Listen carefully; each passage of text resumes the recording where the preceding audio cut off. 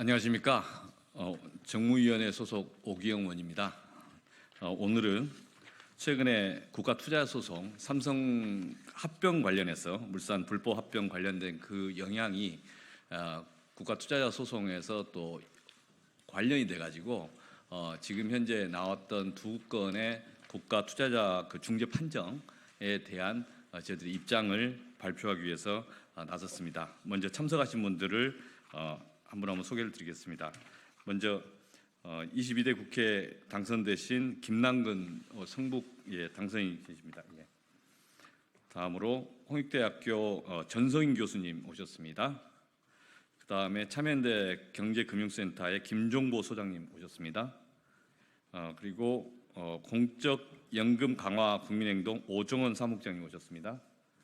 네, 그리고 김득이 금융정의연대 대표님 오셨습니다. 그리고 김윤준 참여연대 간사님 오셨습니다. 저희들이 오늘 말씀드리고자 하는 것은 최근에 국가투자자 소송에 대한 그 두 개 중재 판정에 대해서 저희들이 이것에 대한 사회적 관심이 필요하다, 그리고 법무부에서 필요한 조치가 있어야 된다라는 말씀을 드리기 위해서 오늘 기자회견을 하게 됐습니다. 그래서 오늘 먼저 순차적으로 저희들이 발언과 그다음 준비된 말씀을 좀 드리겠습니다. 먼저 정무위원회 소속 오기영 의원입니다. 오늘은 대한민국 정부를 상대로 해서 제기된 두 건의 국제투자 분쟁 ISDS에 대해서 말씀드립니다. 2018년도 외국인 투자자 엘리엇과 메이슨이 각각 대한민국 정부를 상대로 국가투자자 분쟁을 제기했습니다. 박근혜 정부 시기에 삼성물산과 제일모직의 합병 건이 있었고, 그와 관련하여 정부가 부당한 개입으로 인해서 투자자가 피해를 입었고, 그것이 한미 FTA 협정 위반된다, 이런 취지의 국가 투자자 분쟁이 발생했습니다. 작년과 올해 이 두 사건에 대해서 모두 외국인 투자자들의 청구가 일부 인용되었습니다. 엘리엇 사건의 경우에 2023년 6월 20일 중재 판정이 선고되었습니다. 이 중재 판정에 대해서는 대한민국 정부가 영국 법원에 취소 소송을 제기한 상태라고 합니다. 메이슨 사건의 경우에 올해 4월 11일 중재 판정이 선고되었습니다.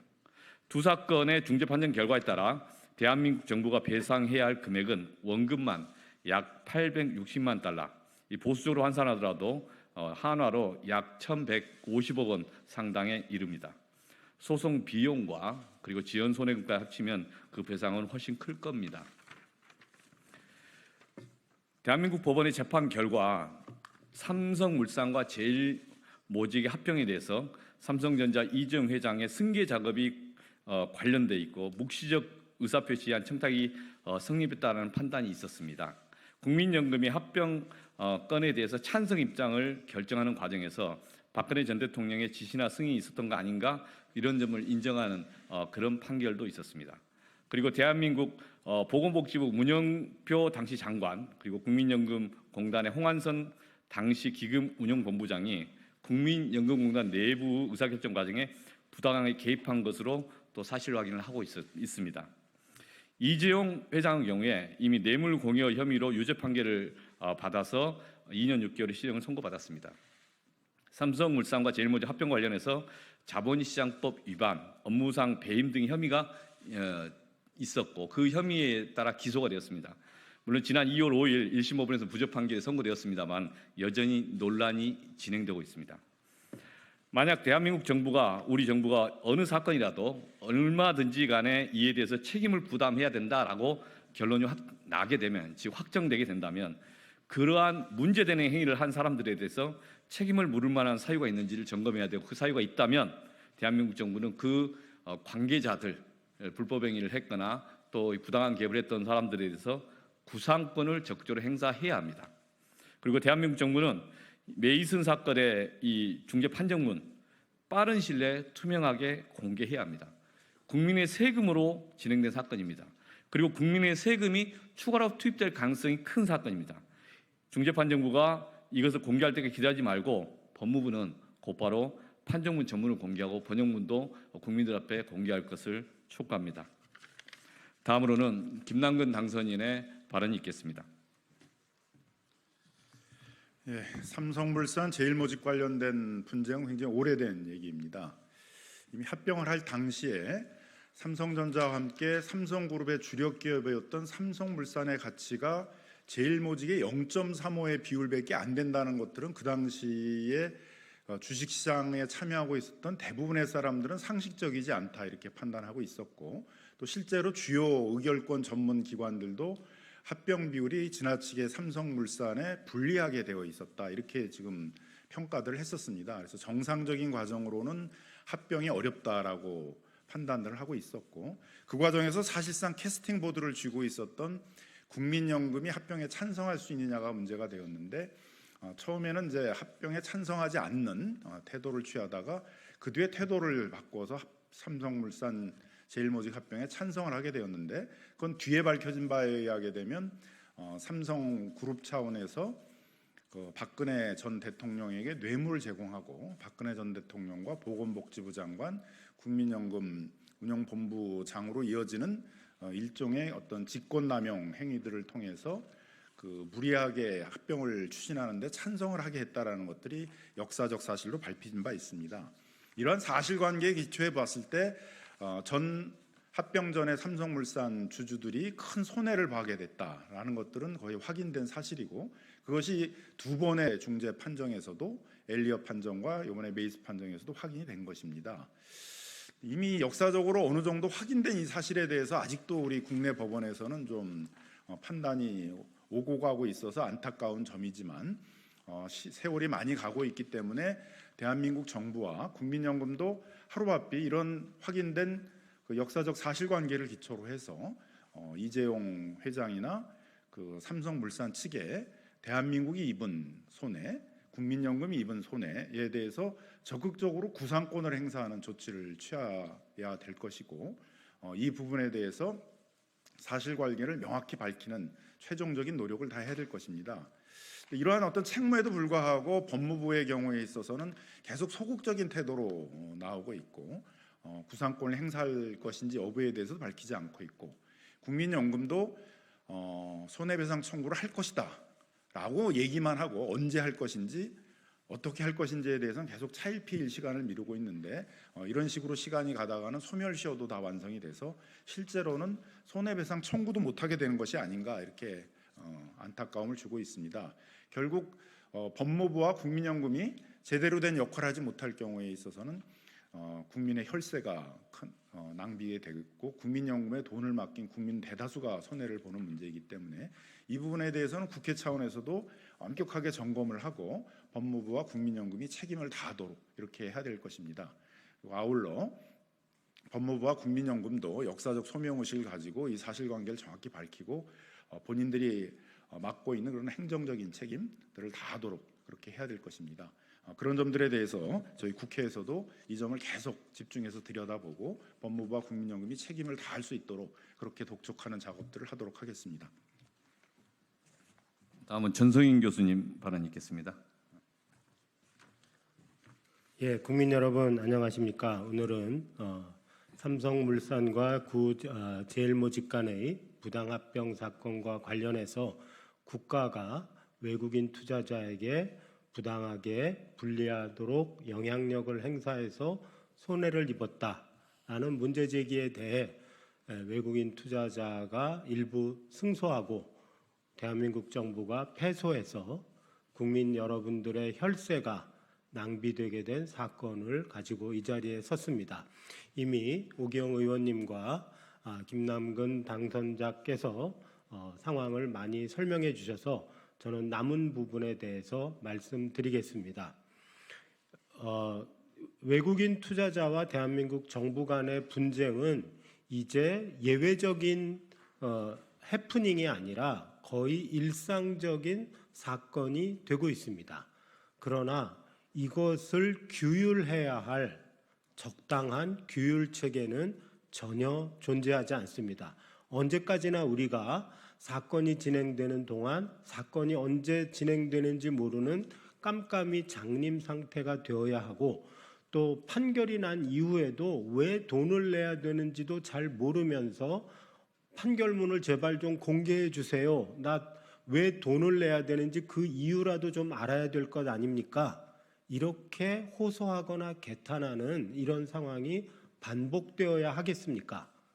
저는 지금이라도 국회가 국제 투자자 분쟁 사건을 규율하는 것과 관련 법률을 제정해서 문제 제기가 있을 때 누가 그 소송에 대응하고 이해상충이 있는 사람은 어떻게 판별해서 배제하고 그다음에 중간중간에 소송과 관련한 중요한 정보는 어떤 통로를 통해서 어느 정도까지 국민들에게 공개하고 맨 끝에 판정이 있을 경우에는 판정문 공개와 향후 대응 그리고 구상권 행사, 소멸시효 등등에 대해서 필요하면 특별히 정하는 것까지를 포함한 특별법이 있어야 되겠다라고 생각을 합니다. 그리고 현재 그 진행 중인 그 삼성물산 제일모직 합병과 관련한 판결을 지켜보고 행동하겠다 이런 식의 반응들이 정부 또는 국민연금에서 많이 나오고 있는데 저는 두 사건은 적어도 논리적으로는 별개라고 생각합니다. 그 사건이 지금 현재 우리나라 법원에서 진행되고 있는 소송이 누구의 승소로 나오든 간에 ISDS의 결과가 확정되어서 대한민국 정부가 외국인 투자자에게 돈을 주어야 한다면 대한민국 정부의 손실은 그대로 발생하는 것입니다. 따라서 그 손해에 대해서 어떤 형태로든지 원인 제공자에게 구상권을 청구하는 것은 현재 진행 중인 소송과는 적어도 논리적으로 그렇게 큰 인과관계가 있는 주장은 아니다. 그렇기 때문에 소송의 결과가 확정되는 즉시 구상권을 행사해야 된다. 그래야만 비로소 현재 암묵적으로 발생하고 있는 외국인 투자자와 국내의 투자자, 특히 국내 소수 주주 간의 역차별 문제도 시정될 수 있을 것이다. 이렇게 생각합니다. 감사합니다. 다음으로는 김종보 경제금융센터 소장 발언이 있겠습니다. 예, 안녕하십니까. 참여연대 경제금융센터 소장 변호사 김종보입니다. 아시다시피 지금 ISDS에서 대한민국이 졌습니다. 두 건 모두 졌는데요. 그 이유는 이겁니다. 바로 1대 0.35라는 합병 비율이 굉장히 불공정하고 해외 투자자들을 보호하지 못할 만한 합병 비율인데 국가가 개입을 해서 이 합병에 찬성한 것은 해외 투자자인 엘리엇과 메이슨을 이익을 침해한 것이다.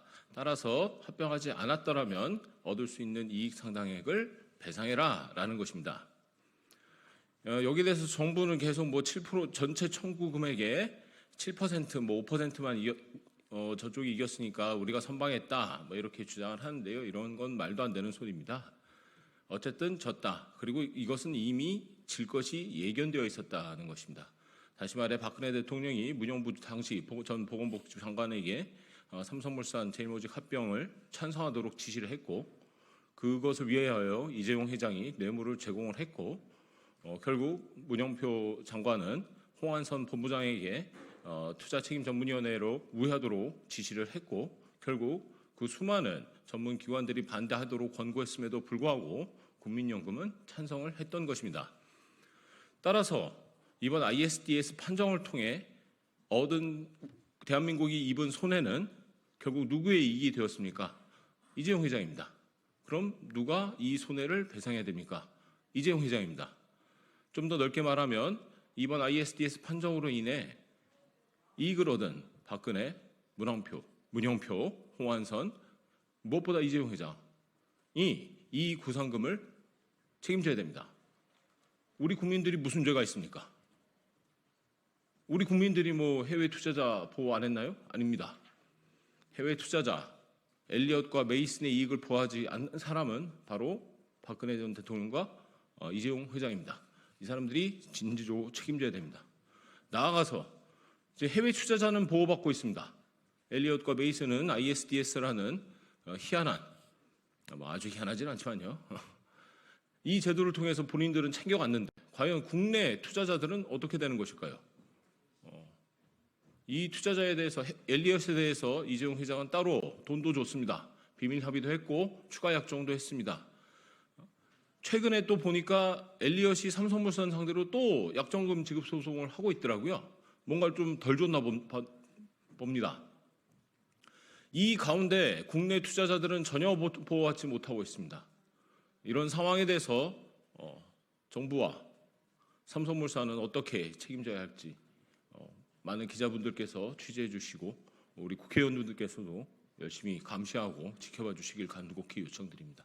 감사합니다. 다음은 공적 연금 강화 국민행동 오정훈 사무국장 발언 있겠습니다.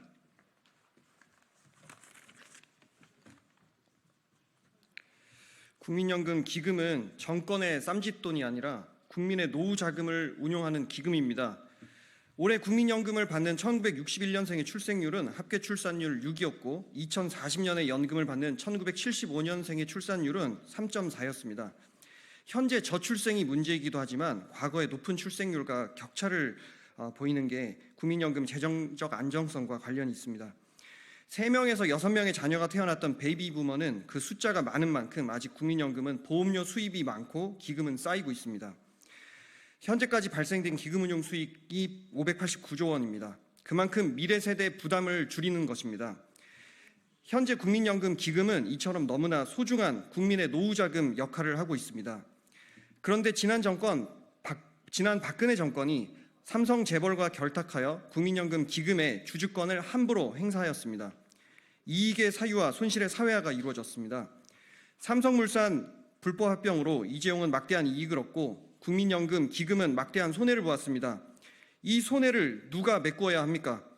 마땅히 선량한 수탁자로서 국민연금을 관장하는 복지부는 국민의 손해에 대한 배상을 요구해야 함에도 복지부동하고 있습니다.